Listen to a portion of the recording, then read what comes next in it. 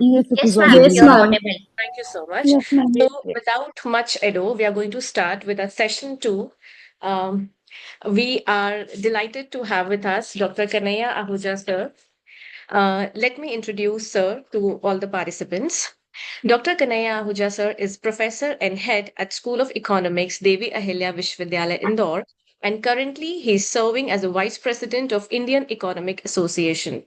He has twice held the position of Dean, Faculty of Social Sciences, and has successfully guided 20 PhDs and 36 MPhil scholars. An accomplished academician, he has authored 8 books and published over 100 research papers in reputed journals. Sir has been an executive council member and chairman of Board of Studies at Devi Ahilya Vishwavidyalaya. Sir has served on several high-level committees, including the task force constituted by Government of Madhya Pradesh to enhance state GDP, and as an expert member representing Madhya Pradesh before the 6th Finance Commission, Government of India. Sir has also been nominated by Ministry of External Affairs RIS as coordinator of the University Connect Hub and member of G20 University Connect Steering Committee. Additionally, Sir also chairs the Committee for Implementation of NEP in Madhya Pradesh in regards of syllabus design under the Higher Education Department, Bhopal. Sir has played key roles in academic governance as chairman and member of NAC peer team and as a member of various UGC and ICSSR expert committees. He has coordinated several prestigious UGC funded programs, including CPEPA Center with Potential for Excellence in Particular Area, SAP DRS Phase 3, and Center for Natural Resource Management. A distinguished speaker, Professor Ahuja has delivered over 300 keynotes and invited lectures across the country, including live broadcast on UGC EduSet platforms. We are not done yet. Sir has also served as Chief Managing Editor of the Journal of Madhya Pradesh Economic Association for 17 good years and is currently the Chief Editor of Devi Ahilya University Journal of Social Sciences and Humanities. In recognition to his contributions, Sir has also been honored with the Best Researcher Award in Professors category and a certificate of appreciation by Devi Ahilya Vishwavidyalaya. It's indeed a pleasure to have you, sir. And now I would request Kanaya Ahuja, sir, to please address the gathering. Over to you, sir. Thank you so much, Sapna. Thank you so much, Abhima, for conducting this wonderful workshop, Faculty Development Program. And I'm so impressed with this, the title of this program.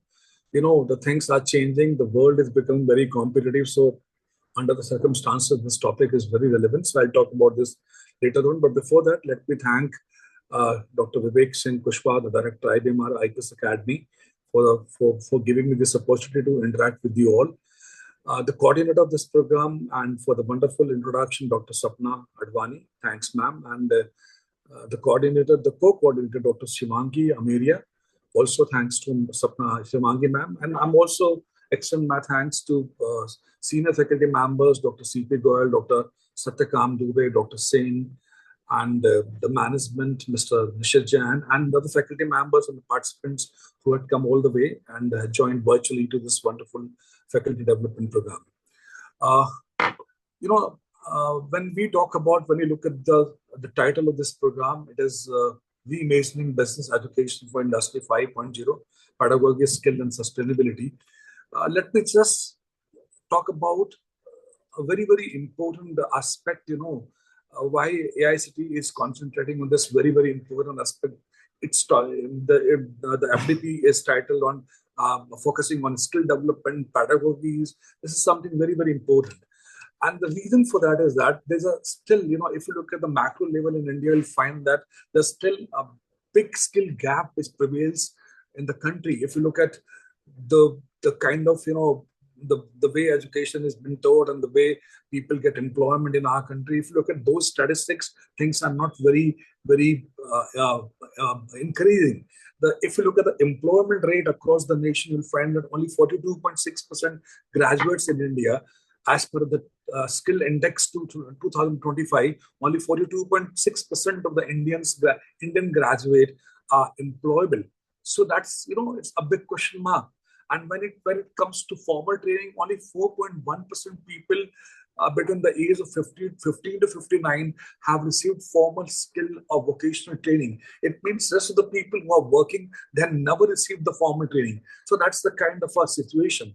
And 65.3% have received no vocational training or technical training at all.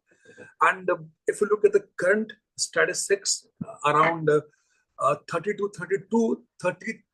or 32 million people are, the vacancies are unfilled, and industries are not able to find the right kind of match. So this is a big question mark on the skill development, and that is why the institutions like AICT, institutions like UGC are emphasizing a lot on skill development and right kind of pedagogies, which must be inculcated to the students across different institutions in the country. And even if you look at the employer-employee, the requirement, 80% of employers are struggling to find the right kind of skills and their professional. So this is a big question mark, and this is a wonderful, topic to address. And this is where I'm basically going to focus my presentation, my talk on this very, very important topic. Now, before deciding what kind of skills the industries require, if you look at the last 100 years and 150 years across the history, you'll find that the skills are changing. The kind of skill which we require today, we required a different kind of skills 50 years back or 100 years back. So skills are changing because the need of industry, the industries are changing, and the structure of industries are changing. If you look at the industrial revolution in our country, from industry 1.0 to the 5.0 and further, you'll find that the structure and the nature of industries are changing, and that is very important. And accordingly, the institutions, the education institutes, and the skill giving institutions has to really understand the need of these institutions, need of industries, and accordingly they can design their skills, and accordingly they can design their pedagogy, accordingly they can design the syllabus, and accordingly they can cater the right kind of skills to the student. And this is where I'm basically going to focus. If you look at industry 1.0, I'll focus on industry 1.50 in detail. If you focus on that, you'll observe that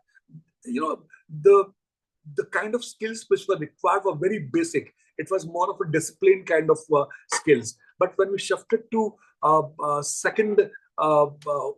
this industry 2.0 revolution, the focus was on management, focus was on efficiencies, focus was on decision making, and this is where the concept of the scientific management came into, and I'm going to focus on that later on. So the focus was on management and efficiency and decision making. These were the kind of skills which were required during industry 2.0.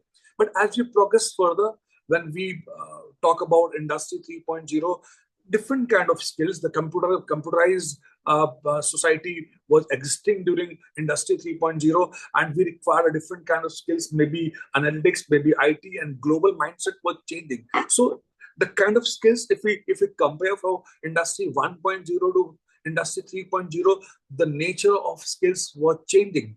And as we shifted to industry 4.0, which was more advanced, and it has a focus on artificial intelligence, focus was on data, focus was on digital world. We require this different kind of skills, and those skills were more of digital efficiency, and skills were related to artificial intelligence.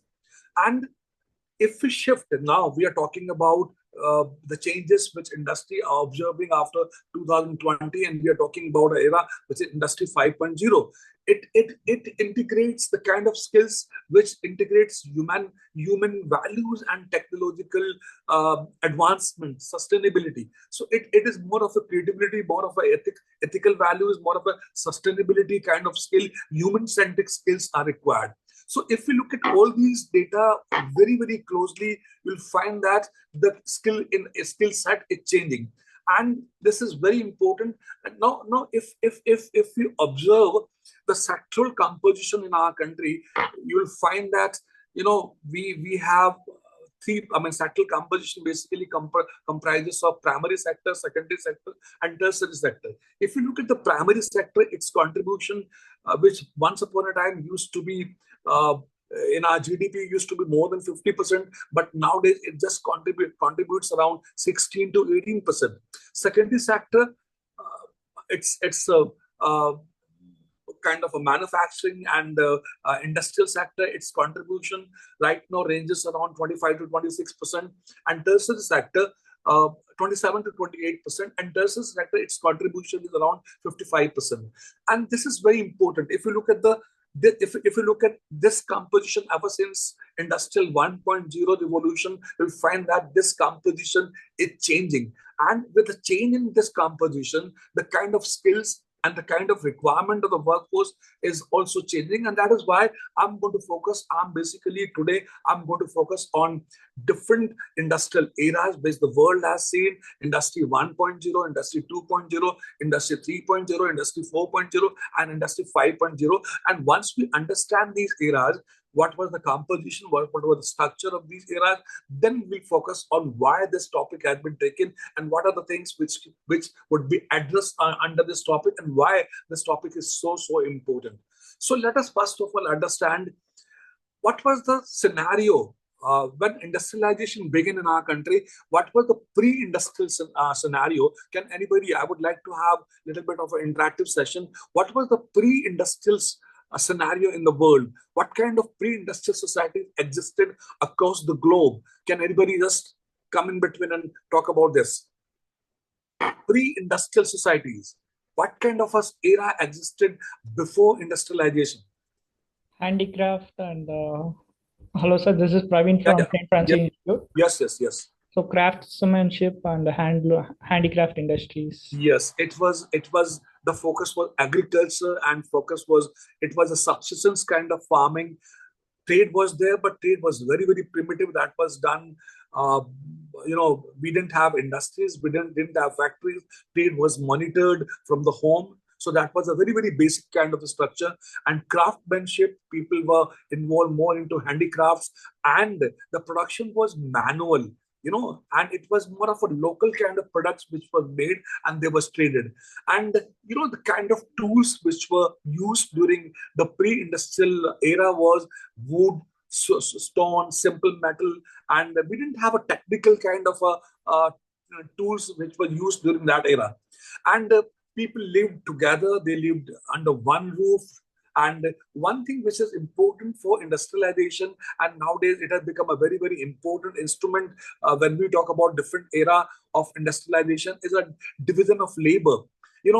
Labor is divided as per the skills. If I'm good in singing, so I'll excel myself in singing. If you're good in teaching, so you'll devote your whole life to singing, to teaching. So work is divided as per your skills. But that time, this division of labor was very, very limited, and people lived in a very, with a very little mobility. They didn't have mobility, and they basically they focused more on their customs, religions, family rules, and the social and economic change was very, very limited, very, very limited. So, and that was more of a colonial kind of a society where, like in India, Britishers has taken advantage of that, and people didn't have much knowledge, people didn't have much awareness, and they were under a lot of exploitation also. So that was the kind of era which we call a pre-industrial era.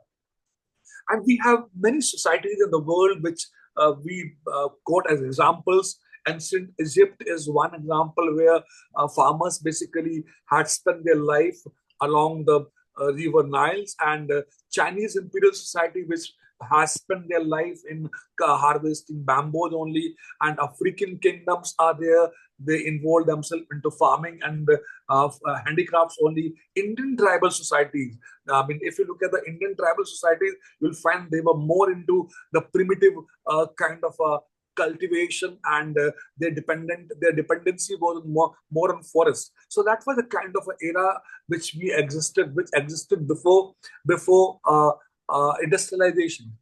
And when the first industrial revolution took place, and that was in 1760, and it extended up to 1840, that was a phase where we shifted from agriculture, we shifted from manual kind of working to mechanized kind of working. We shifted to home-based production to the factory-based production, and we shifted from a one thing which really contributed, before, if we talk about pre-industrialized area, our production was done through this very primitive sources of energy. But when we talk about industry 1.0 revolution, we powered ourselves with steam and coal. So that was a kind of a first industry 1.0 revolution took place. The focus was on a steam engine. I'll talk about that later on. Machine mechanization took place. Power looms were actively used, and even the railways were also run with steams also. So that was a shift from agriculture, and we also started looking at a shift from agriculture to industry. Little bit of urbanization took place, because once the factory system was in place, people, rather than staying at their home, they started moving from their home and they started moving to the industries. So factory work came into picture, and the main one of the important focus was on textile, mining, and transportation. Urbanization, I told you, came into picture. Railways and mills and mines began using steam engines, steam power. I'll give examples of James Watt steam engine that really made an impact on industrial revolution. Textile machinery, spinning jenny, and power looms and cotton gin, they came into picture. Expansion of textile industry took place, and the reason was that the mechanization of industry. So that was something very important. Even railways, locomotives were run with steams. So that is something very, very important, and that is how we shifted from and also we shift from migration. If we look at the data very, very closely, you'll find that the migration was observed from villages to the cities. And for the first time, as the people were earlier at home only, they never worked in factories. As the people started going to the factories, the issue of labor problems also emerged, and that including problem related to women, problem related to children also started coming up. Why I'm talking about, because why later on the labor laws came into picture. That's the history, how the things moved further. And if we look at the industries, as the factory structure came into picture, little bit of, I'm not saying completely, but some emergence of industrial capitalism came into picture, and even the banking system for the first time was seen working during industry 1.0 revolution. And Indian capital, even the Indian industries, we have example of Tata and Birla. They started investing and in manufacturing, so their role also was very, very obvious. And this is how things worked in our country. Now, thing is that I'll give certain case studies, certain examples. James Watt, he came out with a steam engine, and he observed that if we need to enhance the efficiency, if we need to work on the time management, if we need to go for the efficiency of industries, then it is important that we should run our machinery with some kind of energy, a different kind of energy. And that is how the James Watt came out with the steam engine, and that played a very, very important role, and that enhanced the efficiency. That was a very powerful energy alternative, and that worked for factories to produce, to increase their production without relying on earlier what was happening? They were relying more on water power and human animal labor, but that got replaced with the steam engine.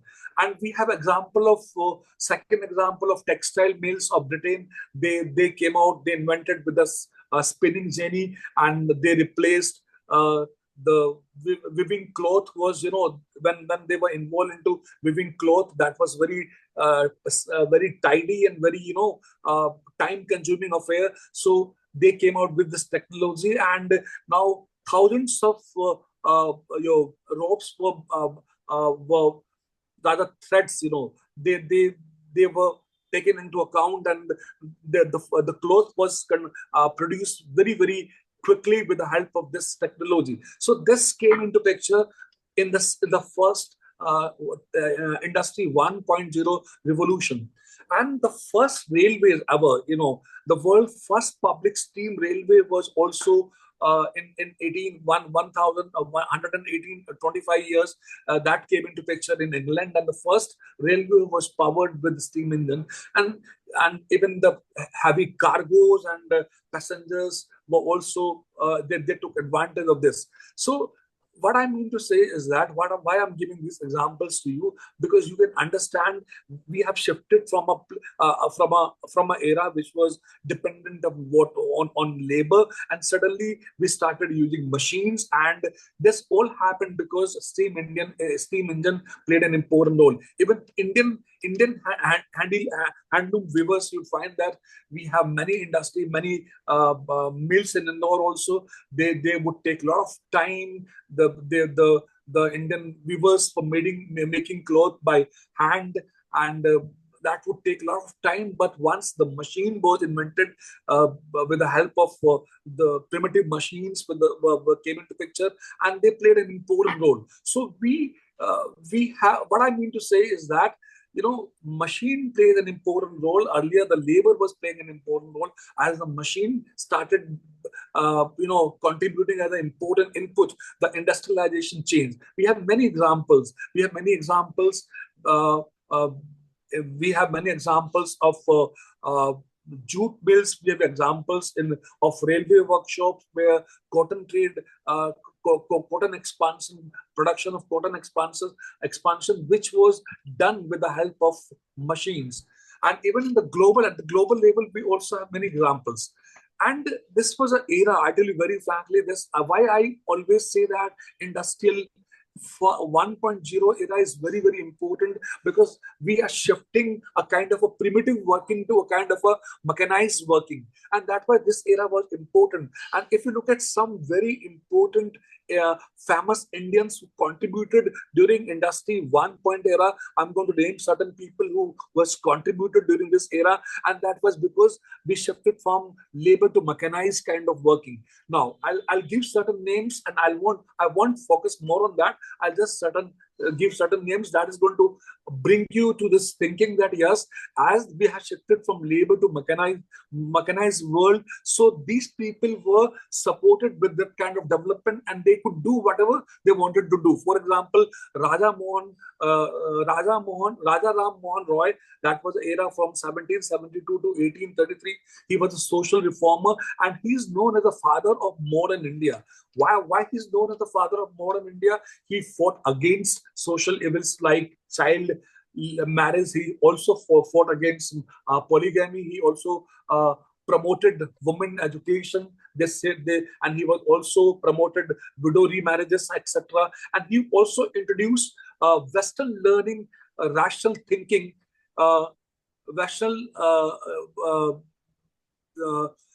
learning education system he introduced to the people. So this he could do so because we had shifted from a labor-oriented industrialization to a mechanized kind of system. So this is why he could do so. We also have a name of Darabhai Naroji Bhai. He was an economic thinker.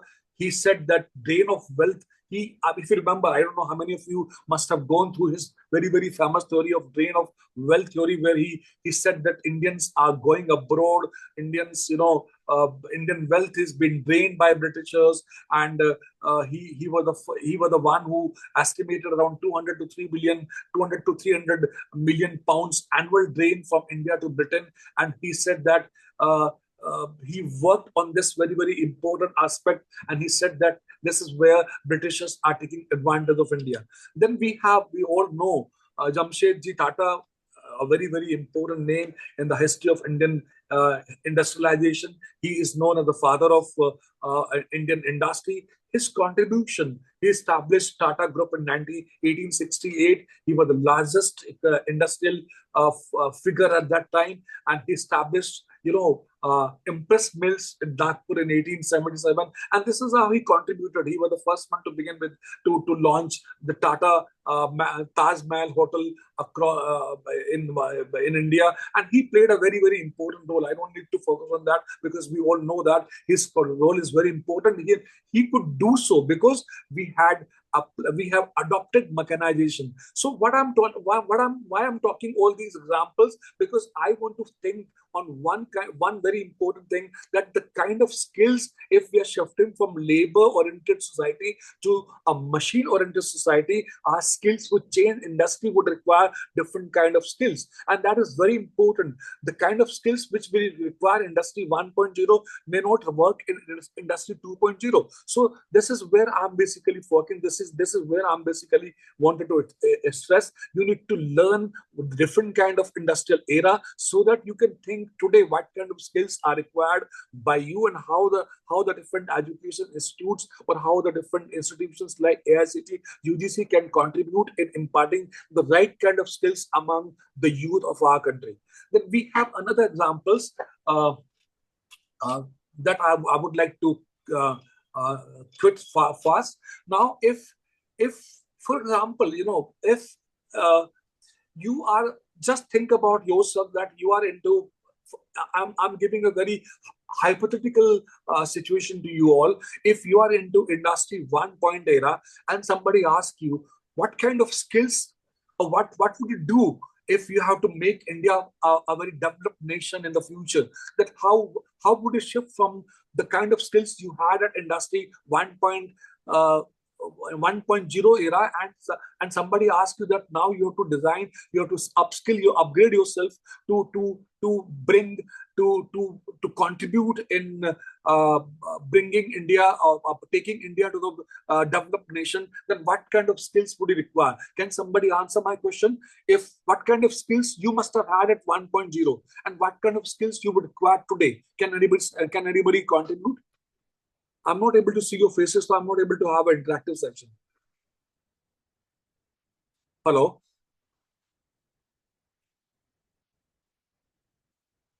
Hello? Can somebody, yeah, what kind of skills we must have had at the time of 1.0 era of industrialization? And if you are into that era, somebody asks you that now you have to shift to the current contemporary world which we have right now, what kind of shift would be required by you all? Sir, I think in 1.0, we were into manual craftsmanship, or we were using very basic tool, or it was very labor intensive thing. But as we compare 1.0 to 5.0, now we talk about digital fluency, we talk about AI, we talk about EI, we talk about sustainability. So of course, there is a lot of shift from 1.0 to 5.0. And now we are not only... What are the basic, sectors which you observe that need to be stressed upon? Sir, can I say something? Yes. Sir, I guess management style from a particular point to a particular, and also the communication, sir, where there is a limited reach to matlab, at that point of time, the only way of communication was the printing era, right? So Yeah. we can have the expansion of communication via various other. Okay. When we talk about contemporary world which we have right now around us, we need to stress the MSME sector. MSME sector is one area which need to be focused upon. We need to promote industries. Machines alone cannot work. So if we progress gradually from industry 1.0 to industry 2.0 and industry 3.0, you observe that many changes would take place. And those changes we need to align those changes with the kind of strategies which are required for developed India. I'll focus on that. Similarly, rightly said by you that we need different communication is important, and also the management, also the management. We need to have a very different kind of management system. Decision making is very important that we need to have, and also we need to have smart logistics. I'll talk about this later on. I just wanted to give an idea. I just wanted to think a little bit that why we are talking about industry 1.0, and now when we shift to industry 2.0, we will suddenly focus on different kind of skills. I begin with pre-industrial era where labor was the only factor and people didn't have resources, people didn't have knowledge, they used to work at home, they didn't have factories. But the industry 1.0 era was that where people had industries, people have factories, they would leave their houses, they will have mobility to move from one place to another. And you will observe that this industry 1.0 phase could see more of a migration of people from rural to urban belts. Why? Because most of the factories were established in the urban areas, and that is why we could have more movement of people during that phase. Now, let us talk about industry 2.0 revolution. This was a phase where, electricity came into picture. Production was helped by electricity. This is something very, very important. Electricity, and as the electricity was introduced in our production line, so we could see mass production. And at the same time, this is an era where for the first time we all begin with scientific management. For the first time, we had the introduction of scientific management in the industrialized 1.0 era. We didn't talk about scientific management. We didn't talk about decision making. We didn't talk about planning. We didn't talk about staffing. We talked about all this. Man, we enter into industry 2.0 revolution. Now, what is 2.0 revolution? It is we are using key technologies. What kind of technology? Electricity became a very important part of our production line. Assembly lines, I'll give the example of Ford. Ford has introduced assembly lines. So in order to enhance productivity, in order to increase our production, and in order to have enhance our productivity, assembly line came into picture. And it was an era where for the first time telecommunication was telecommunication came into picture, and people could have a better communication. Somebody was talking about communication. Absolutely right. In industry 1.0, we didn't have the facility of communication, but in industry 2.0, telecommunication facilities were better, and they were at place. And that is how it has impacted. It has brought mass production in the factories. We could also have glimpse of globalization in industry 2.0. Normally, the people in India do make a mistake that yes, globalization started after 1991. We always say that once economic reforms took place in 1991 in our country, globalization, the era of LPG took place. But it is a long history. The globalization actually took place in the phase of 1872 to 1914. That was a industry 2.0 era, and there was a emergence of middle class, a very, very important part. For the first time we saw that middle class came into picture.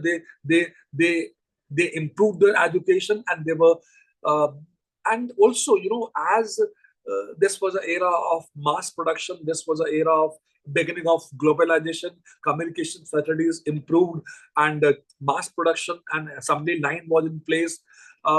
We could see that the level of education also started improving. Why I'm talking about level of education suddenly? Because by the end of the day, I just want to link every revolution 1 to 5 and later on why I'm talking about these revolutions, because by the end of the day, we need to talk about the skills which we require, and skills would come through education. So this is where even in industry 2.0 era, we could see that there were advancement of educational standards, and we also experienced, the world experienced a consumer society. For the first time, the world saw the consumer society.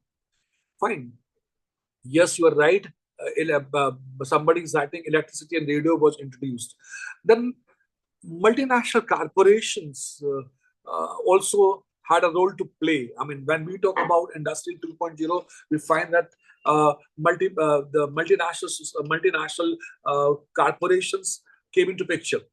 Now, what were the key characteristics? I told you that electricity replaced steam.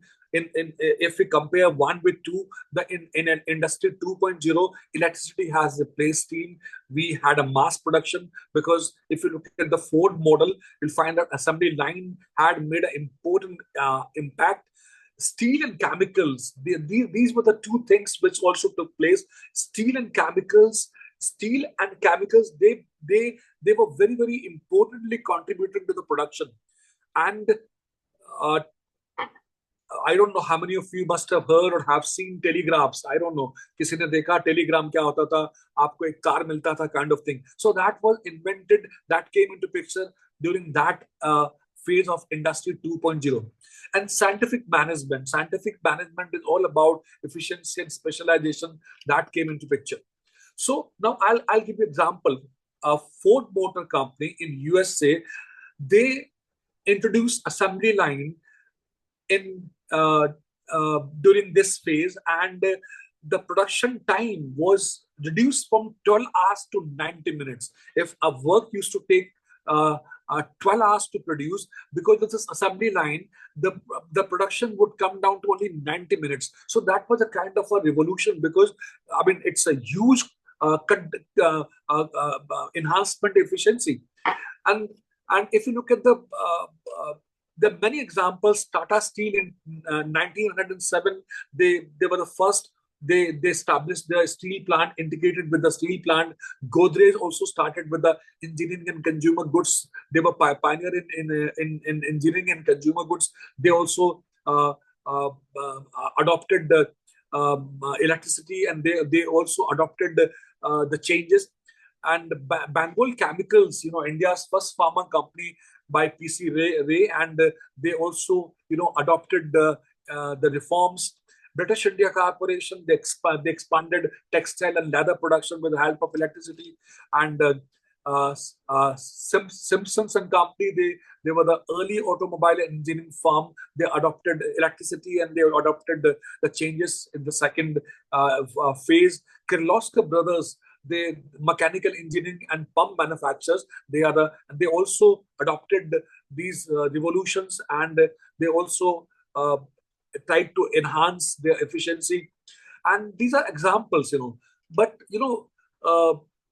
if how does these companies gain? If they have adopted, they were into second phase of industrial revolution. They gained because they were indigenous industrialization. This was a different kind of industrialization. Some groups, Tata groups, Birla groups, Bengal Chemicals, they specialize. They symbolize as an Indian enterprise. They played an important role in industrial manufacturing.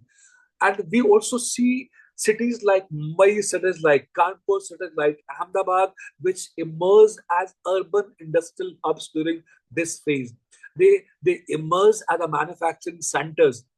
And, suddenly we could see that there was a rise of factory jobs, rise of skilled labor. There was demand for skilled labor. Skilled labor was in need, because as we moved from steam to electricity, and machines along with the electricity, there were different kind of requirement was there. Scientific awareness. Some of the industries promoted the education, and the name, a very famous name, is P.C. Roy, who played an important role in advancement of education during that industrial phase also. And you must have heard about Swadeshi movement. Swadeshi movement, industry became a tool for economic nationalization and self-reliance because they played an important role. Electricity and light bulb were invented. Thomas Edison played an important role, and he invented the electric bulb and electric light bulbs in 1879. So that also played an important role that boosted the production at homes and even in factories. Steel production, Basper process is a very, very important name that that played an important role in manufacturing a very high quality of steels. And that has played a very, very important role in India becoming a manufacturing hub even before independence. I'll talk about that later on. This was because the kind of quality of steel which was produced in our country was of a very, very high quality. So that played an important role also. Then we have a very, very important example. I could have taken this example at the beginning. I told you, Ford Automobile Factory. That was Henry Ford introduced assembly line in 1930s. You know what was that line? What he did? He made workers to work to specialize in single task. You know, this is how division of labor came into picture, and division of labor can enhance the efficiency. He made people to work on a particular single task day night. So that was something which made or which enhanced the efficiency of production, and that has played an important role in revolution 2.10, and this is how 2.0, and this is how we could the world could go for mass production at an affordable price. Mass production was possible because of assembly line introduced by Henry Ford. If he would not have introduced this assembly line during that phase, it would have been very difficult to industries to follow mass production. And very important example, Alexander Graham is a very, very important name. Telephone communication. Thanks to him that he patented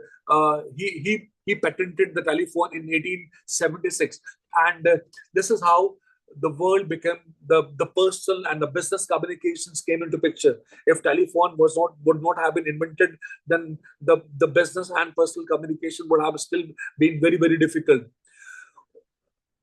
And another example, there are many, many examples. Chemical industries expansion. You know, this was a phase where chemical industries also expanded. If this kind of expansion took place in during the phase of Industry 2.0, just have a thought, the kind of skills which industry must have required that time. So why I'm saying all this again and again, because I want to stress on one thing, that we need to focus, we need to build, we need to design, we need to create a different kind of skills, and the kind of skills which industry would ask us to go for. We cannot compromise with the skills. And that is why we need to understand every revolution. Maybe the next revolution would ask us to inculcate different kind of skills among youth. So if we look at these examples, you'll understand that we require absolutely different kind of skills. Now, very, very important discussion, because many of you are the student of management. You know, a question comes, why Frederick Taylor introduced scientific management during this phase of Industry 2.0? Can somebody tell me? Can somebody have an idea that why this concept of scientific management was introduced by Frederick Taylor during 2.01 to 2.0 revolution? Why he introduced this? What was the purpose behind that? Anybody? It was, hello sir, this is Dr. Chavi. Yeah. It was more related with studying human behavior, human fatigue, time, motion, and many more things like that, to exactly see how the operation works with reference to the human concept. and the skill set and the time taken for executing the task. I think so. Maybe. Okay. Anybody else? I'll come to that within a minute Because of. our economy is transforming from labor intensive to capital intensive technology. Yeah. Okay. The principles of Frederick Winslow Taylor or the techniques of scientific management were relevant. Taylor made a beautiful statement. I like to quote the statement when he introduced that yes, the world industry 2.0 must promote scientific management. He made a wonderful statement, and I'm just going to quote him. He said, "In the past, man has been first. In the past, man has been the first, and in the future, the system must be the first. We need to build a system. We have to build a system. Otherwise, you enter into revolution 2.0, 3.0, 4.0 unless you don't have the governance, unless you don't have a system. The business would not survive. Industries would not survive. We need to have and he introduced a concept of time and motion studies. Very, very important concept of time and motion. He focused on standardized. Just to standardize and specialize things. Yeah, standardized tasks. Yes, absolutely right. Standardization and specialization with time study and incentive plans. Yes, and absolutely. And he was the one who said the thumb rule should be replaced with the measurable and optimized workflows. We should not follow the thumb rule. Thumb rule is a traditional concept. He said he said replace the concept of thumb rule with measurable and optimized workflows. And that is how you can make a system to work. This was a beginning of, this is how the revolution, industry 2.0 revolution could see the introduction of, could see the promotion of scientific management by Taylor. And this was a wonderful start. And if you look at he also gave an example of Ford Motor Company. He said, look at Ford Motor Company, how he has designed a system which that is on assembly line, and that is how assembly line can cut down your time, because unless a work which was done in 12 hours, now the same work has been done in 90 minutes. So time management is also very important, and that is how he said no. And if a worker is performing a single task repeatedly, for example, I am doing a same work repeatedly, this is going to enhance my speed. This is going to cut down the errors.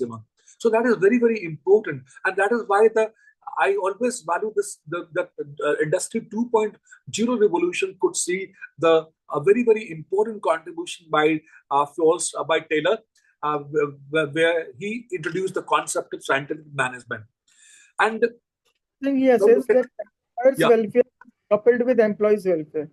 Yes, absolutely. That was a mental revolution. Yes, absolutely. I'm just going to come on that. So, what was, if I ask you, what was the gain from India's perspective? If you look at industry 2.0 revolution, what was the gain? What was the gain from Indian perspective? Can anybody tell me? If you look at the global perspective, fine. If you are all Indians, if you assess, if you analyze how as an Indian you must have gained, how Indians must have gained from this revolution. Can somebody just give me some idea?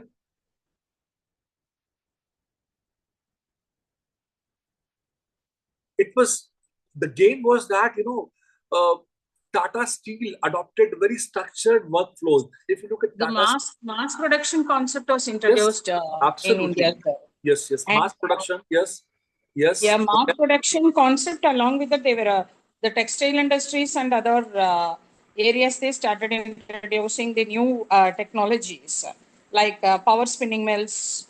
Yes. And they introduced in jute, tea industry and other areas the modern technology of harvesting, ploughing and cutting and preservatory type of technology was introduced for packing and other things. Absolutely. Especially in the area of railway as well as in the infrastructure in India, they had a lot of impacts with that.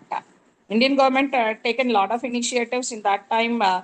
towards the road laying principles, like facilitating the roads and other things for the trade. This was one of the major challenge, infrastructure challenge where India was facing at that time. So that was concentrated during the Industry 2.0 only. And ma'am, this is the time where I'll give certain examples of, for example, yeah, post-colonial era. The Bengal chemicals. They introduced a lab-based production. They introduced quality. They focused on quality control. The concept of quality control also came into picture. Godrej implemented standardized manufacturing in locks and safes. You know, they played an important role. And though India was under the colonial rule, but Indian industrialists, they focus on efficiency. They learn how to be precise, and they also learn how to do planning. And that is how they played an important role. If you look at the industrialization in India and the success of industrialization in India, you'll find that Indians have been very scientific, very good in that, because they had been very focused. And the way industrialization, India has been the master of manufacturing in the world. India has played a very, very crucial role. This is only under the colonial rule they have looted everything. Otherwise, if you look at the history of India, we were one of the topmost manufacturing economy in the world. So efficiency. Sir, can we say the early HR practices were also emerging at that particular point of era? HR practices? Like? Like introduction of women in the department?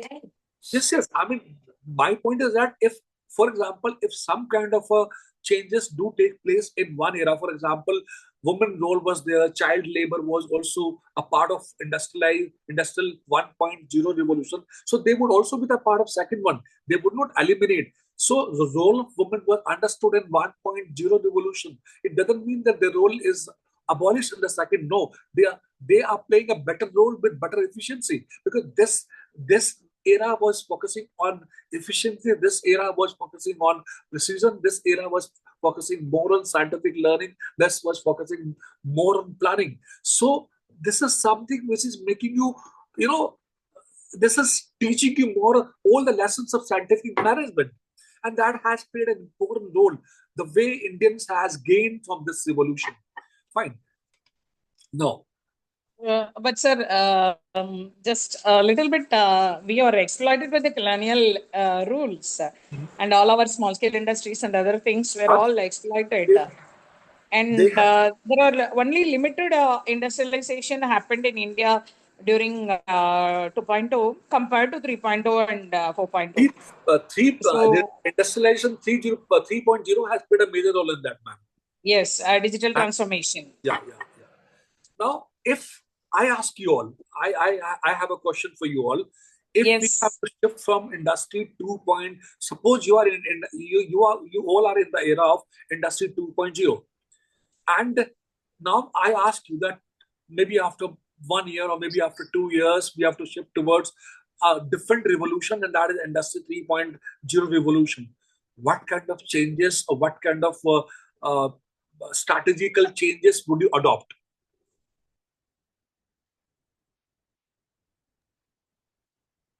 Sir, regarding teaching learning pedagogy, sir, our school, colleges, these things only we are dealing with. The first, scientific management has taught us efficiency. Fine, I understand. My all regards to Taylor.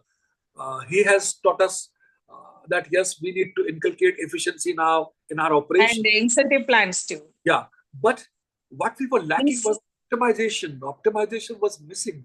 Efficiency is fine, but optimization was missing, and this is where if we shift from industrial era of 2.0 to 3.0, this is where we need to focus optimization. And if you look at, I don't know how many of you have seen the history of industrialization in the country, you'll find that optimization is very, very important. And this is the base of all the machine learning and artificial learning we see today. Optimization is very, very important, and that how the moment we realize that yes, if we want to shift from industrial 2.0 to 3.0, then optimization is something which is very important.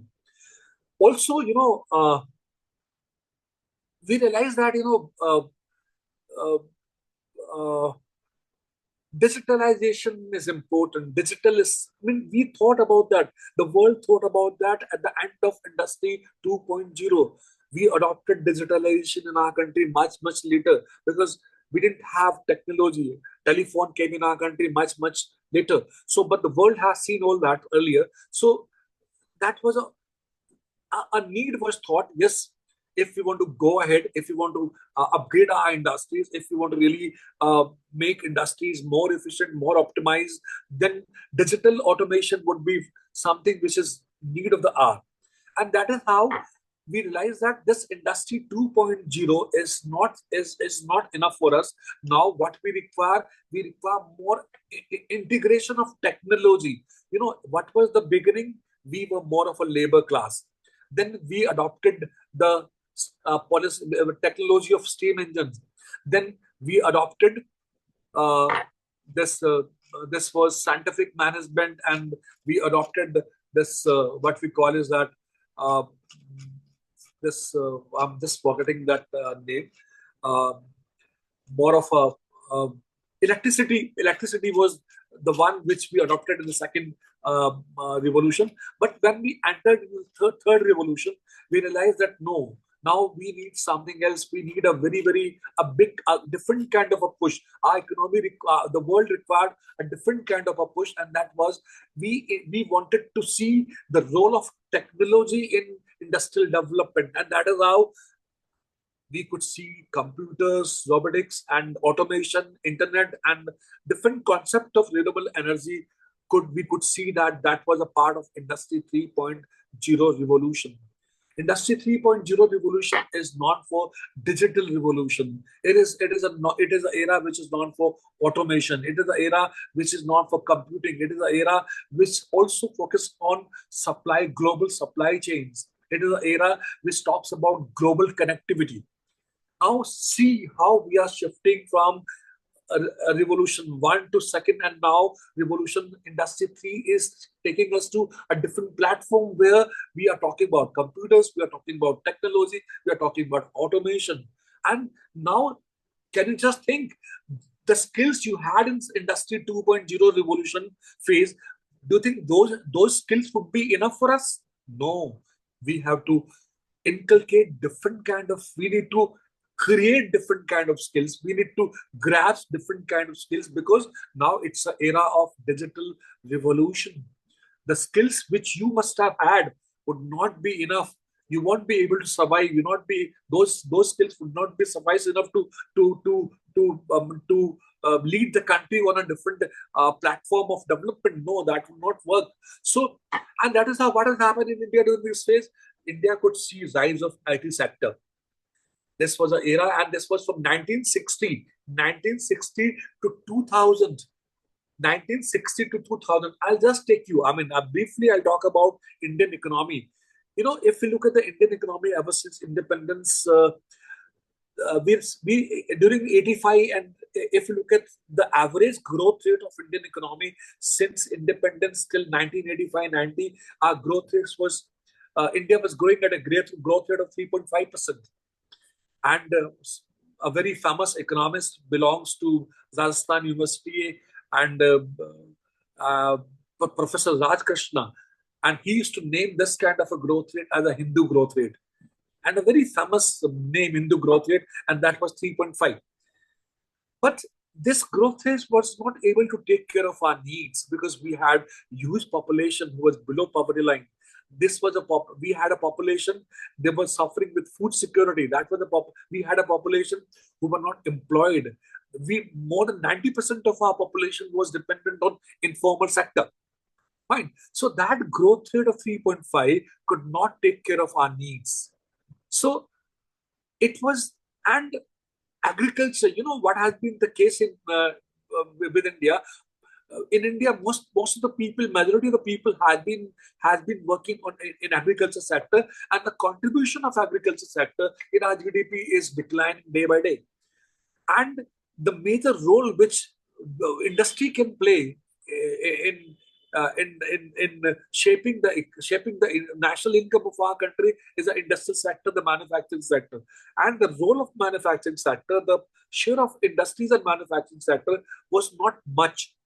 So that was a time that, yes, we thought now this kind of growth rate, this kind of 3.5% growth rate or 4% growth rate would not be enough. So we wanted to upgrade our economy with the latest technology. And that is how we adopted economic reforms. And those economic reforms in 1991 had played a major role.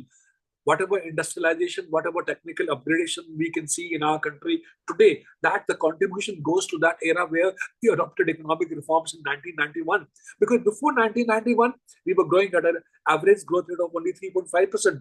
Only after 1991, later on we became the member of WTO. We were the founder member of WTO, and we adopted the economic second order financial reforms in 2002. And this is how we adopted different reforms. Even in industry 3.0, we started the automotive industries like Tata Motors, Mahindra, and all these people even started introducing the vehicles, e-vehicles. Absolutely.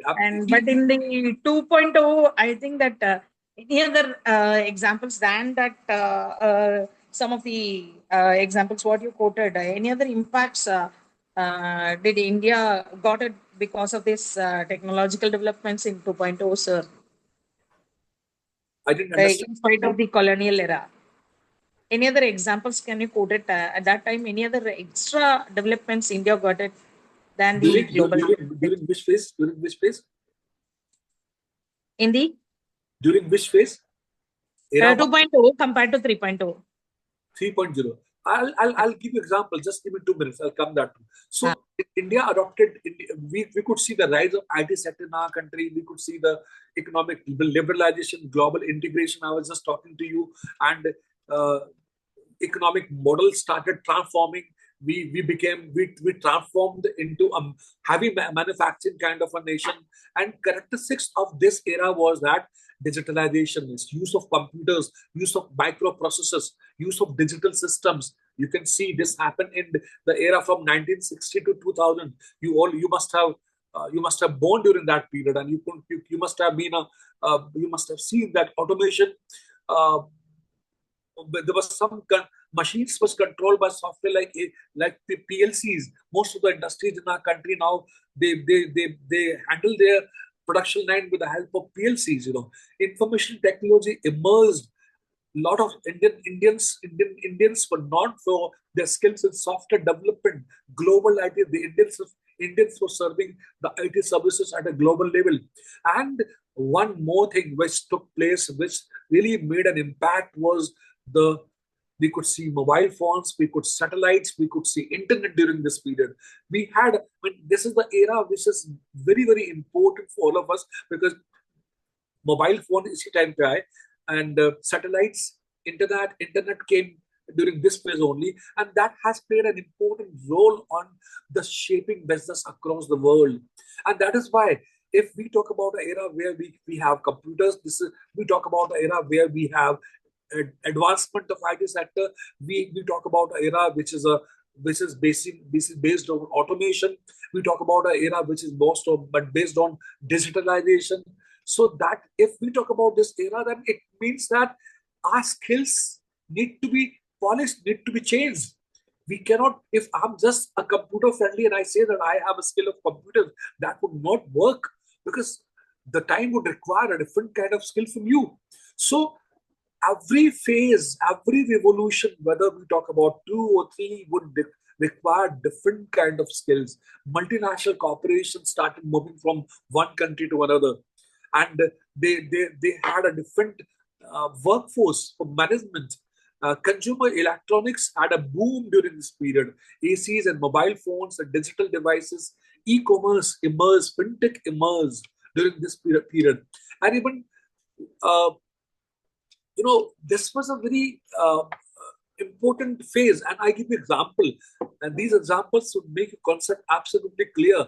I give you example of Intel. Intel invested microprocessors. We use those prime microprocessors in our systems.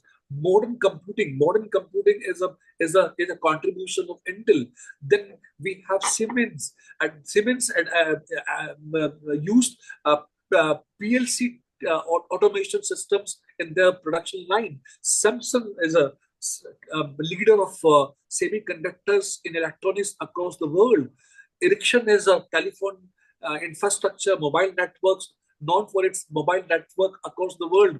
Huawei is known for telecom and electronics expansion. So these are the different examples. And if I quote Indian examples, Infosys is playing an important role. They are into global IT services and software development. TCS is an example, and these are the old, because as the computer became a part of industrialization, TCS they have played an important role in ERP systems, in development of ERP systems. Wipro is something which is got involved into automation, software, consultancy, and digital transformation. HCL played an important role in computing and hardware development. Ashok Leyland had a role in robotics and digital design in auto sector. Tata Steel played an important role in automation and digital control system. And Zydus and Cadila are very important medical pharma company. They used ERP system, automation and ERP system in their production line.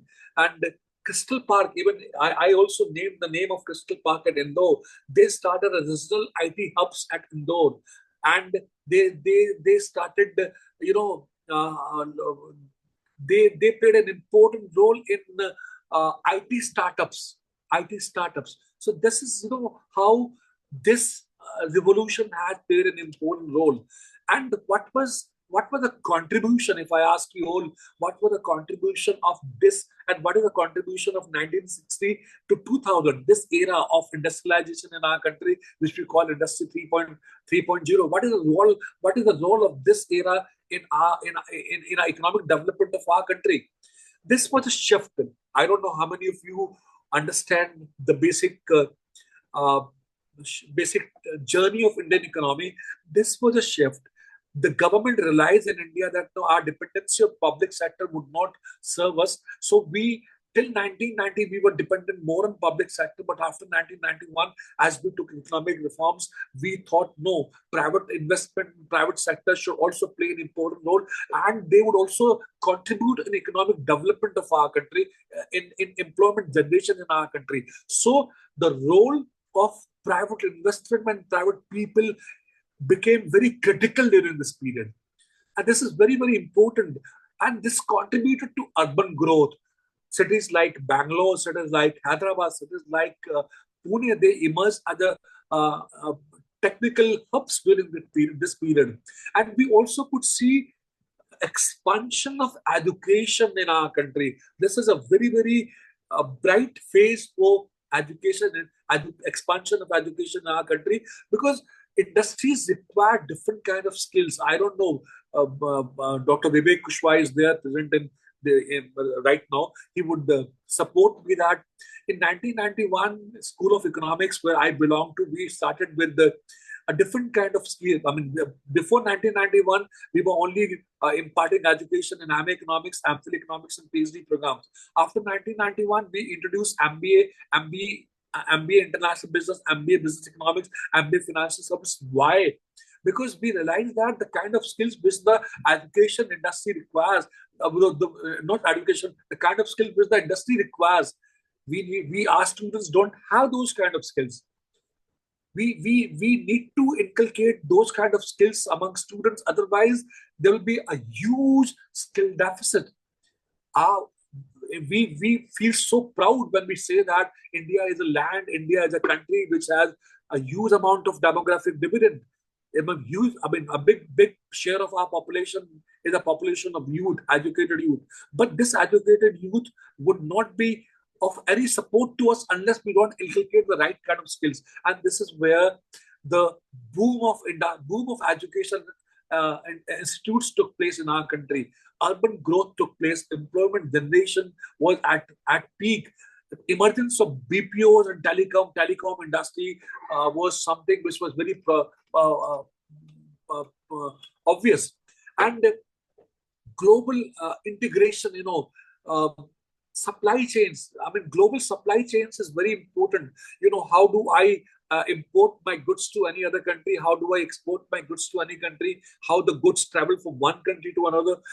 It is very important that my logistic cost should be minimal. And if I want to curtail my logistic cost, then in that case, I need to develop a very conducive supply chains. And this was an era. This phase of 1960 to 2000 was a time phase where the government and the leaders across the world realized that it is a time to develop global supply chains and service markets. And this is where the industry started changing. And one more thing, I don't know how many of you would agree or differ, I don't know. A concept of entrepreneurship. If this is a phase where the concept of rise of startups, rise of technological driven enterprises started emerging. Entrepreneurship started playing an important role. Entrepreneurship became a very, very important tool of our economic development. Industries were, industries were in a, their requirement. They focus on something else. We've had more of a small startup-driven industries during that phase. And I don't know if somebody must have understood the progress in our country. This was a phase when digital banking came into picture. Very, very important. Digital banking came into picture. Mobile payments started playing an important role during this phase. This was a beginning when mobile phones and digital banking started playing an important role. And this created the backbone, this created a backbone for the next generation, next revolution. Now, I'll talk about certain case studies, certain important examples which contributed greatly in the development of industrialization from 1960 to 2000. One of the important example, which is very important example, is that introduction of programmable logistic controllers, that is PLC, in factories. PLC is when you link computers with machine, you are linking computers with machine, and your computer is so tuned that gives instructions to machine to produce. You don't need to stand there as a person. The machine would work under the direction of computer. So that is a very important thing, and that came into operation, and that is known as a PLC in factories. Once PLC came into picture, it played an important role in cutting costs. It played an important role in enhancing efficiency, and that is how this is a very, very important phase for us. Another very important role of robots also came into picture. Car manufacturers like General Motors and Toyota introduced robotics arms in welding. They replaced man with robotics, and they were involved in welding. They were involved in painting, and they were involved in manufacturing assembly units with the help of robotics. So this is how. What I mean to say is that this is how industry started playing a major role technology started playing a major role in industrial revolution. I don't know how many of you are aware of this very important term that is known as just-in-time manufacturing. What is just-in-time manufacturing? Can somebody highlight that? It is a time-specific production, sir. And basically rectifying the errors at the shop floor level only. We are not keeping the things in pocket. We are talking about innovation, creativity, quality management. It is also computer-based system which takes care of which takes care of supply demand conditions in real time. Yes, so this was introduced by the Japan and based in Toyota, and this was a concept where they will be keeping their raw materials supply from the port to 20 minutes travel. This was introduced by Toyota. This is used by Toyota also. Yes, and 20 minutes travel from the port, whatever may be the supply, there is no warehousing. Before the production starts, they will be getting the raw materials and they will start producing it. This was one of the landmark of JIT. Yes. And if I ask you one thing, what during this period of 1960 to 2000, can you just figure out one single change in your daily life which played an important role and which changed your life?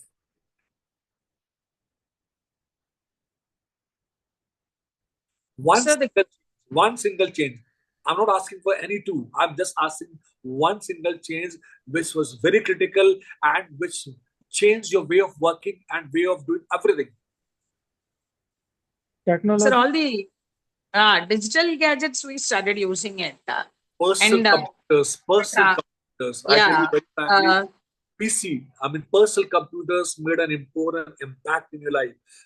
During 90s, after 1991, we started having personal computers. Fine. I remember getting my PhD being printed with personal computers. So, that was a time when personal computers, and during 80s also, late 80s, the personal computers started playing an important role.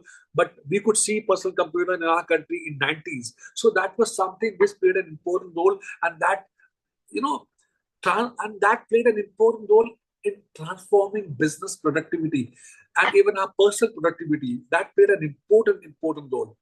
Another example, if somebody can say, or somebody might quote, is banks stole ATM machines. Banks stole ATM machines during this phase. We were not at all known for ATMs.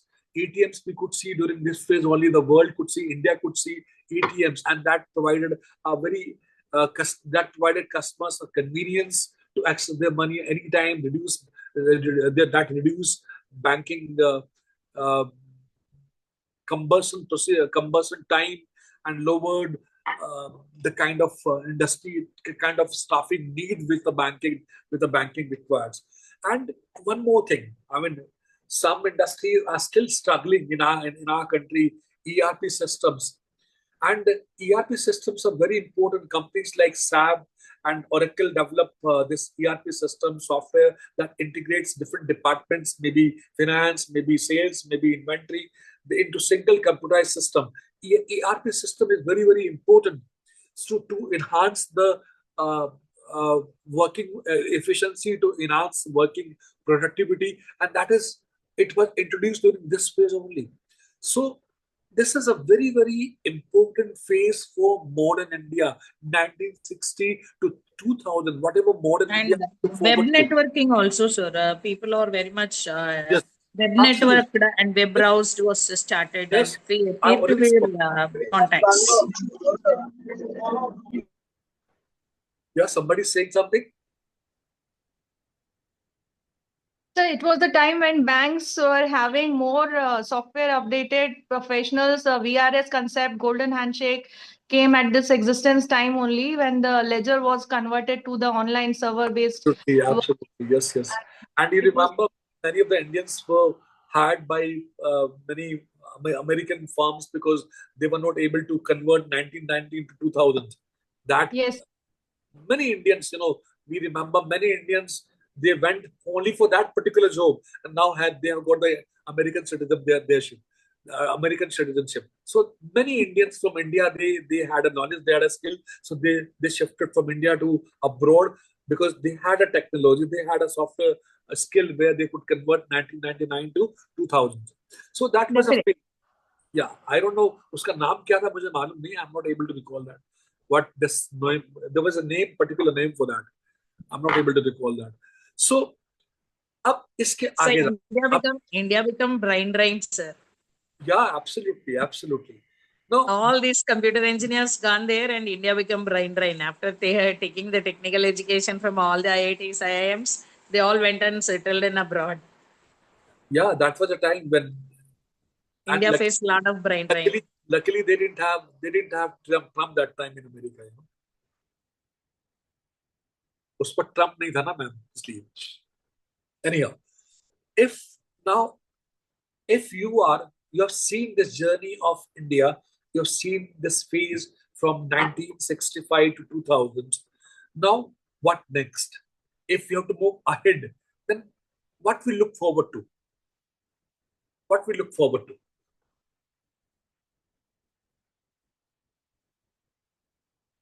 We have seen. Pardon, please. We have now we have seen this era.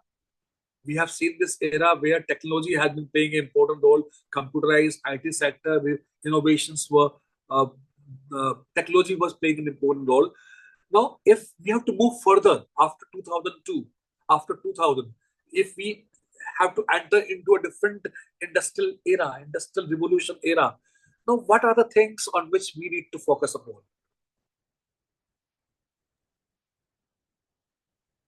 Number one is about the renewable energy sources. We have to think about it. Wonderful, Because, absolutely wonderful. What else? and the cybersecurity threats.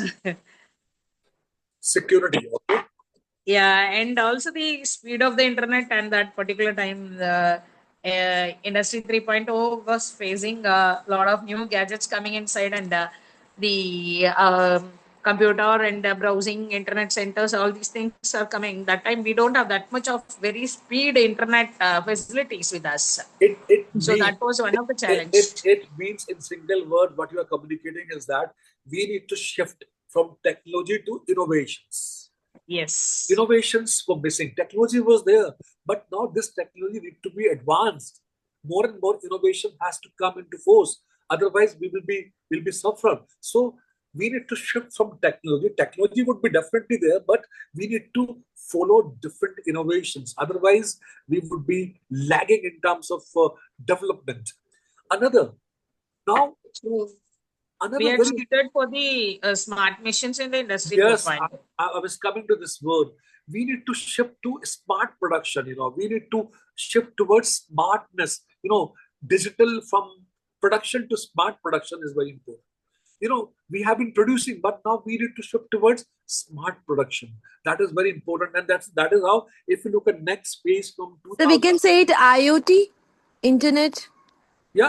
Yeah, this is what Internet of Things. Absolutely. And that is what I'm talking about, is IoT, Internet of Things, artificial intelligence. I'm talking about cloud computing. I'm talking about 3D printing. I'm talking about 5G technology. What is this? These are all innovations. This is all innovations. And this is the era we're living right now into. Fine. So this is a different kind of innovation. These are innovations. These are technological innovations. That is a word. The right word would be technological innovation, because cloud computing, IoT, artificial intelligence, 3D printing, 5G. They had a wonderful contribution, and now we had smart factories. I mean, this is talking about having smart factory, mass customization. If I'm producing something, I can produce something for Dr. Mayank. I can produce something. If I'm an owner of a factory and Dr. Mayank comes to me, I'll say that I'll customize my production for you. If Sapna comes to me, I'll customize production as per her need. So this is an era of customization. This is a different kind of era we are talking about. So Industry 4.0 is one step further, where we're talking about innovations. We are talking about advancement in technology in the terms of IoT, in the terms of artificial intelligence, in the terms of cloud computing, in the terms of 3D printing, etc. So this is a very, very important. And I think this is an era of ethical concerns also, because we are moving to human intelligence to artificial intelligence. Yes. So ethical concerns. Yeah. Human intelligence will come in the next ethical aspect. So we can say that era is actually for virtual reality also. AR, VR used to be there. Yes, AR, VR, absolutely. And this is an So era now also. we just moved towards Industry 5.0, where we were fully talked about. 5.0 is a more human-centric. I'll come to that later on. That's a human-centric revolution. You cannot, till now. I mean, if you recall industrialization in the world, or industrialization in our country from 2000 to this 2020, we had some kind of a background in our background. We had this feel that maybe machine is going to replace the man. Machines, jobs would be taken by the machine. But Industry 5.0, I'm just going to talk about this after 5 minutes. Here, the machine is going to complement the humans. They are going to work together. That's a different major difference between Industry 4.0 and Industry 5.0 revolution. But let me just right now have a focus on Industry 4.0. It talks about cyber. It talks about hyper connectivity. We are talking about 5G. We are talking about now world is talking about something else. Maybe you would be able to download 100 GB of picture in just 2 minutes or 1 minute. The world is talking about very different hyper connectivity devices, even technological enabled factories. We are talking about technologically driven supply chains, digitally linked supply chains, and this happens. How this supply chain system works. There's a store in Indore. You enter into that store, you pick up one soap, and you buy this one soap. Immediately, the owner at Bangalore would come to know that somebody at Indore has taken one piece of soap. This is digitalized linking of supply chains with digital system, and this is going to play an important role. Human-machine collaboration is something which has played an important role from 2000 to 2020. Fine, a very different kind of one, and it's a focus it's an era which focuses on smart factory. It's an era which focuses on autonomous systems. It's a focus where decisions are taken with the help of machines. This is a very, very different kind of a system which might have question marks that decisions are taken with the help of machine. So your values, your human touch is missing. But that is how this revolution has worked. And what are the key characteristics? Yes, artificial intelligence, very, very important. This enables predictability and autonomous decision making. What happens? You just click, you just cite something, and through artificial intelligence, you can get immediately the response from the other side. Internet of Things is working. That is connecting devices in a real world and controlling them. Big data.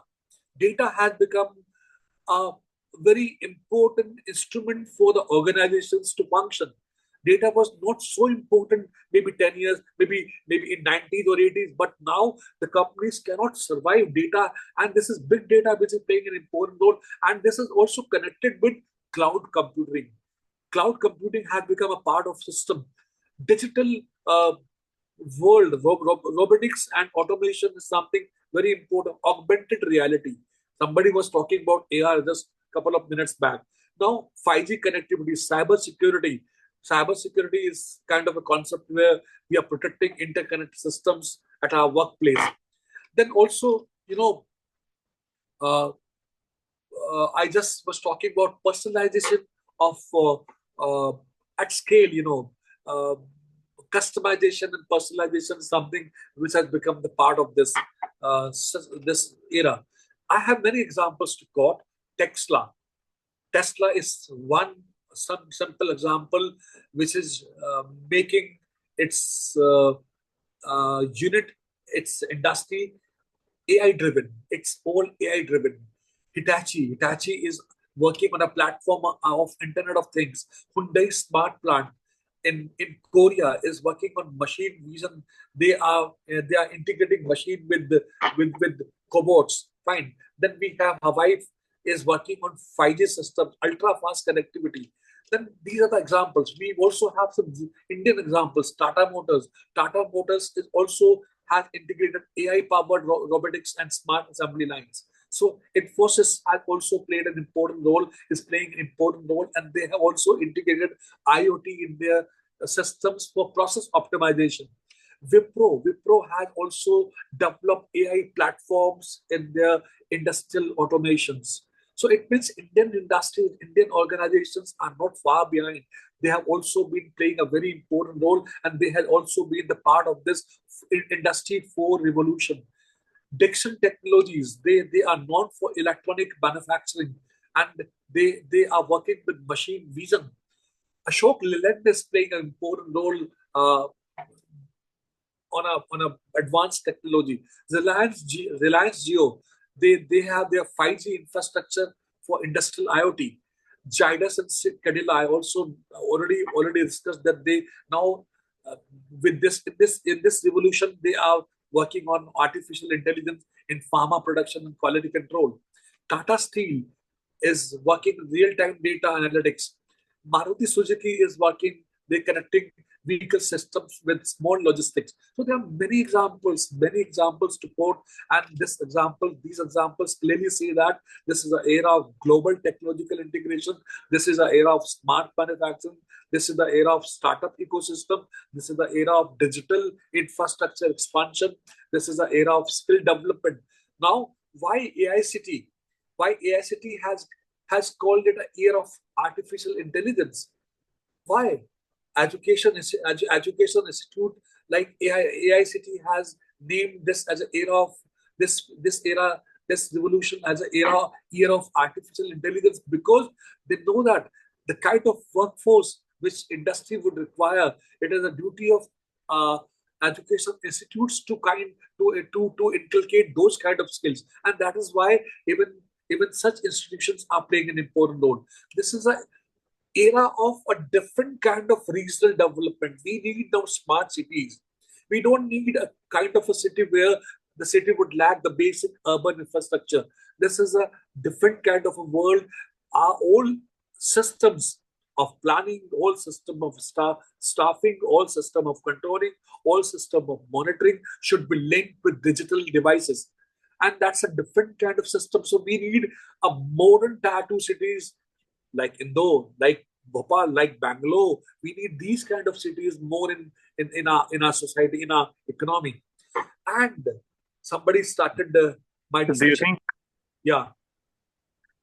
So do you think EV's market has also got Yes. evolved Yes, of time with the absolutely. help of AI, and how every EV vehicle has a smart chip, smart card or a chip installed, wherein all the information is constantly transformed and transferred to their head offices and the internal working of the EV vehicle. Every vehicle you run, how do you run, where do you run, everything, the information is with the owner. They have every information. You cannot fool them at all. Right. If you're using that vehicle, you might lie down to somebody else, but you can't lie to that company at all. Fine. So this is... So DHL is one such example where we can find out that DHL is doing even logistics 7.0.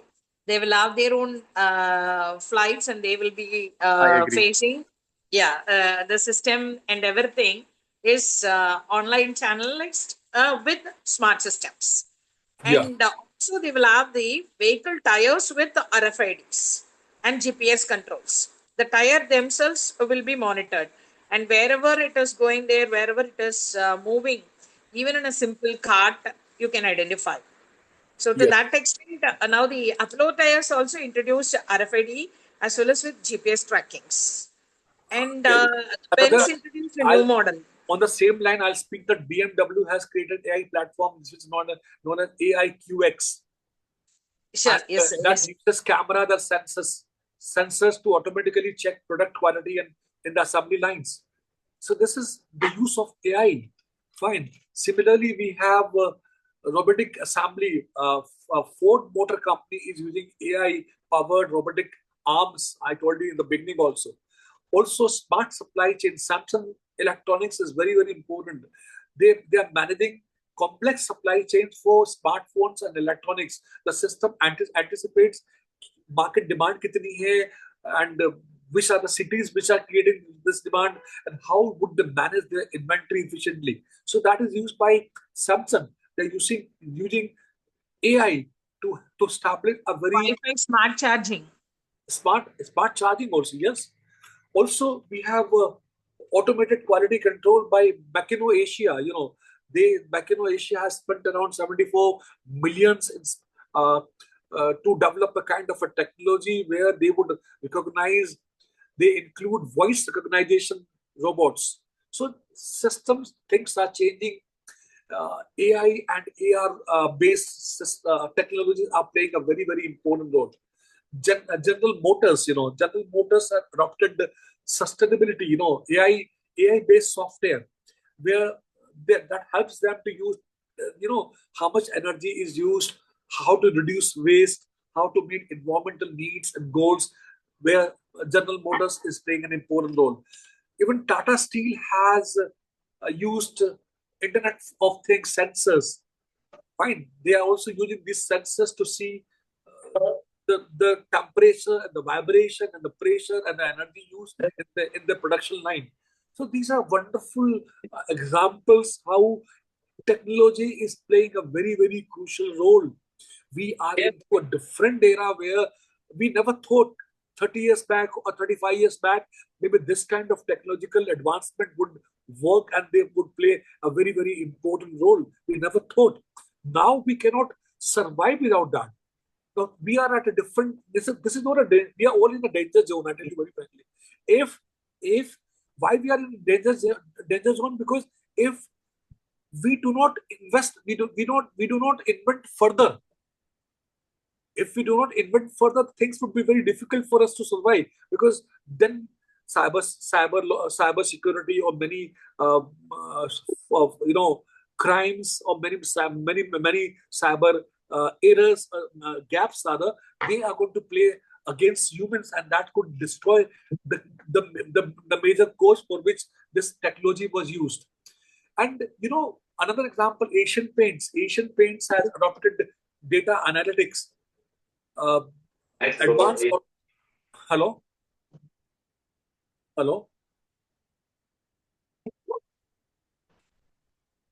Fine. Even Mahindra also, they believe on zero waste. So they have adopted their AI platform. They optimize that so that they experience zero waste in their production line. So these are different examples. So what has been the advantage of this? How this has played?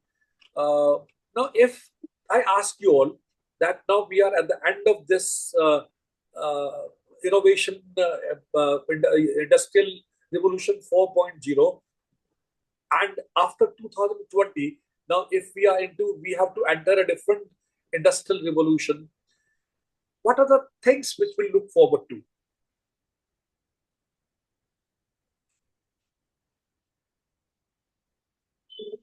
We have seen the information enhancement. Information enhancement. Okay. What else? Huh? My question is that we are into industrial revolution 4.0. We are standing in 2020. Now we have to move further. We have to go for another revolution, that is industry 5.0. That, let's say, that begins at in 2020. Now, what change would you prescribe to move from industry 4.0 to industry 5.0 revolution? Advanced robotics, sir. Advanced Robotics.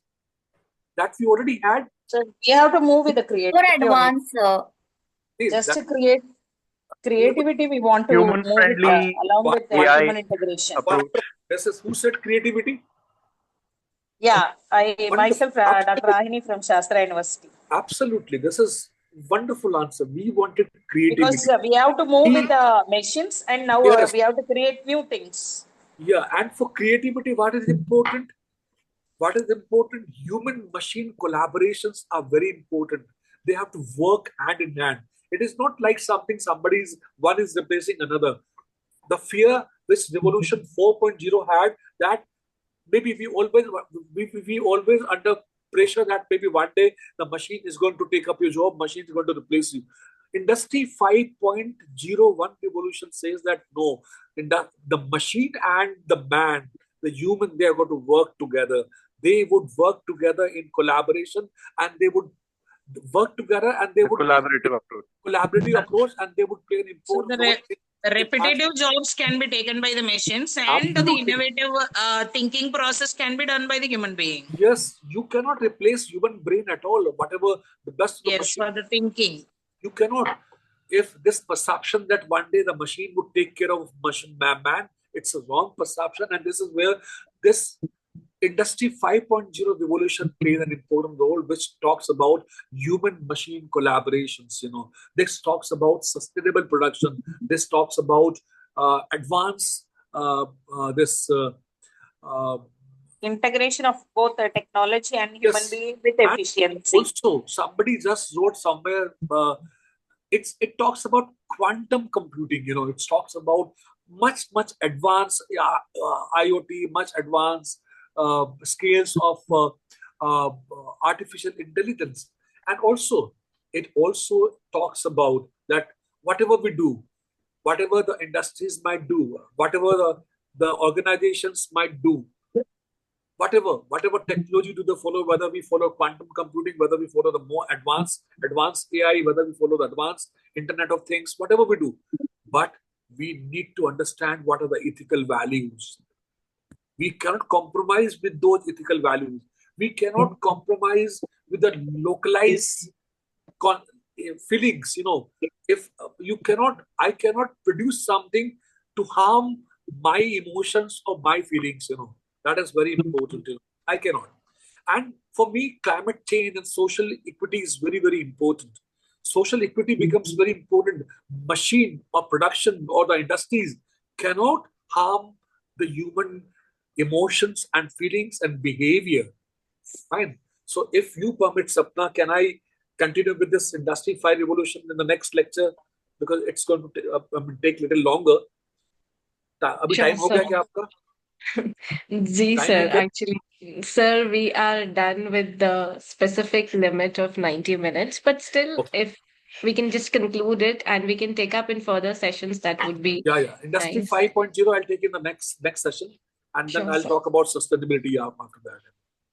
I have a simple question. I would love to take your questions if you have some questions. Sir, this is Mayank Jain speaking. Yeah. Good evening, sir. It was a very nice, informative session. I have a very simple question.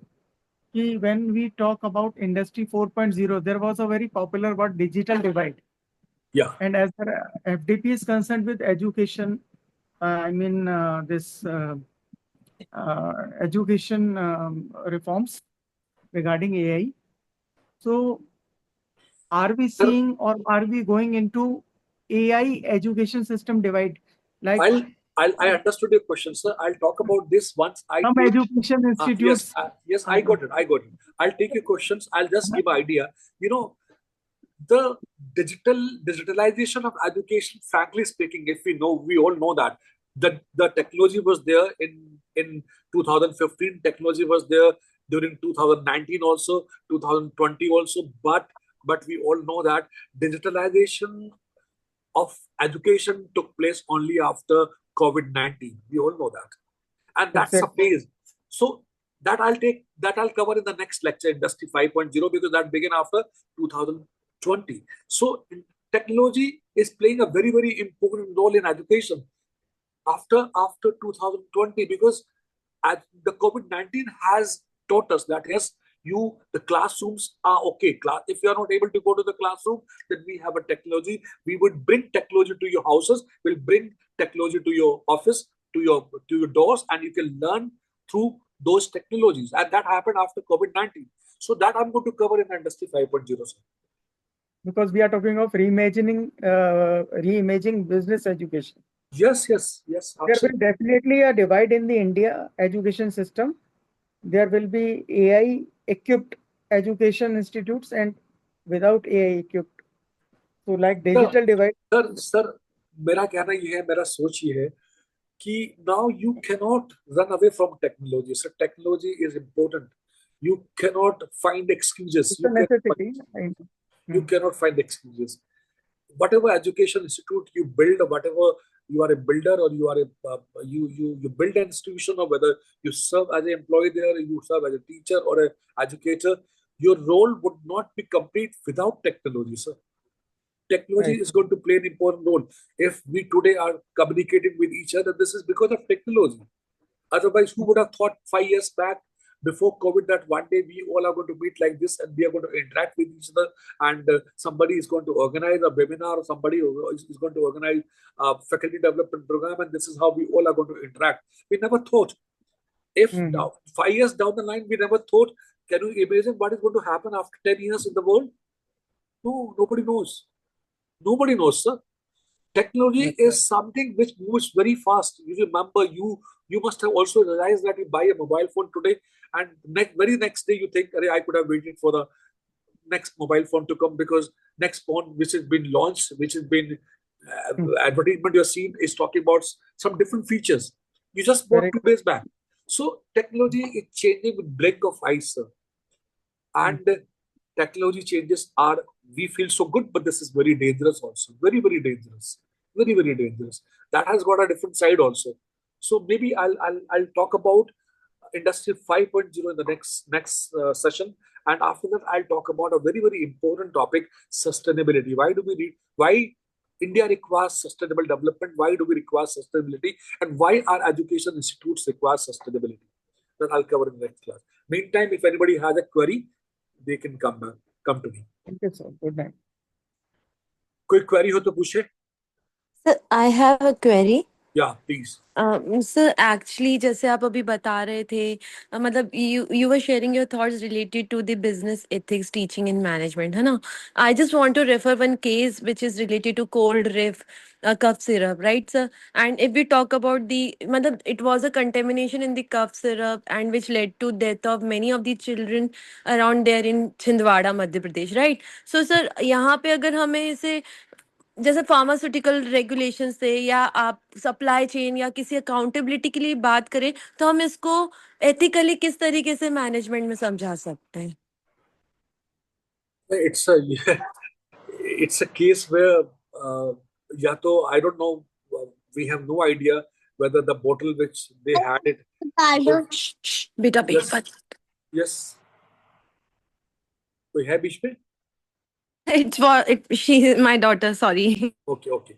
So, absolutely, I mean, this is not ethical, but I don't know the fault is with the manufacturer, but the fault is with the outdated stock, or fault is, I don't know who is at fault. But yes, it is wrong. If somebody must have definitely somebody must have been at fault, definitely. So that is against ethics. You cannot have a capitalist mind at the cost of life of people. You know, if I have a mind of earning profit, I have a mind of selling my product, somebody dies, then that kind of a mindset would not work, and that's not going to stay here. So the world would not see this kind of things, that you are becoming more of a money minded, but at the cost of life of people. So that is absolutely wrong. That is against ethics, ethical standards. Absolutely. Thank you, sir. Thank you so much. Anybody else? Yes, you have raised your hand. Yes, somebody has raised your hands, please.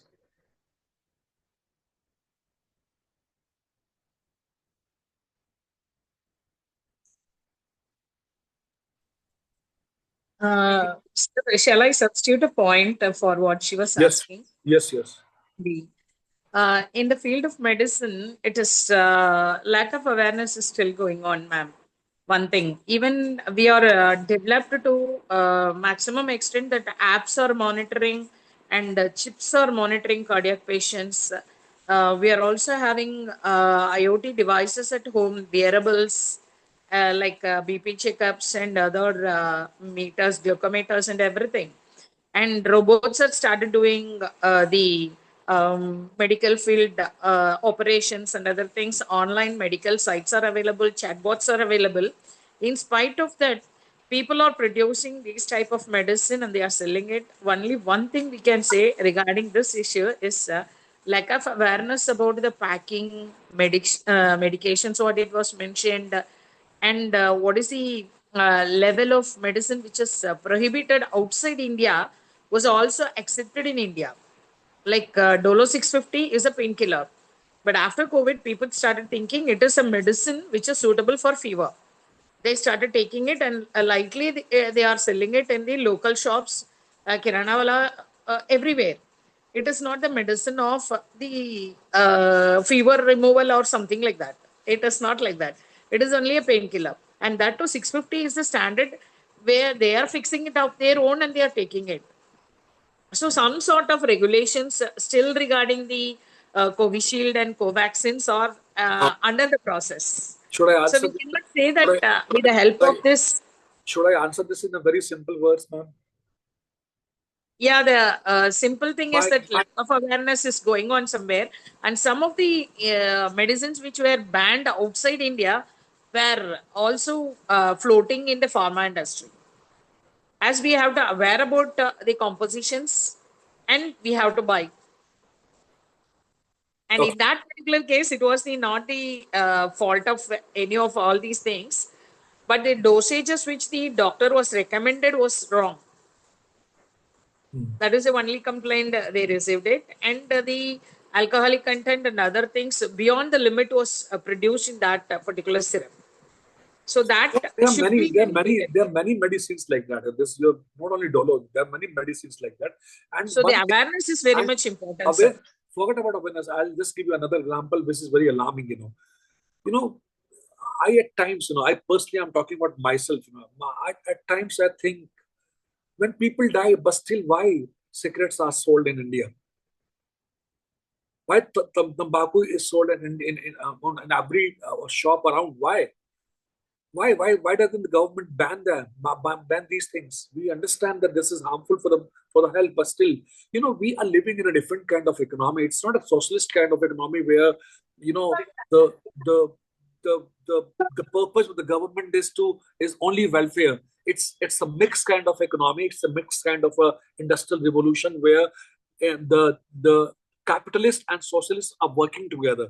So we cannot eliminate these shops. We cannot completely destroy these shops because we mentioned them on the packet. This is injurious to health, but this is the kind of it means that we are living in an era where we are just putting an alarming note on a product, but still selling something which is dangerous for the human health. This is a big question mark on all these governments, all these revolutions which are taking place in our country. Why? Why can't we ban tobacco? Why can't we ban cigarettes? Why can't we ban all these dangerous products which are harmful for the health of human beings? They are openly sold and purchased by the people, and we say that this is harmful. So it means the society and the government and everybody is showing a double standard here. And we cannot go against capitalism because capitalism is dominating the world. That is dominating the world because they are the money providers. They are the resource providers.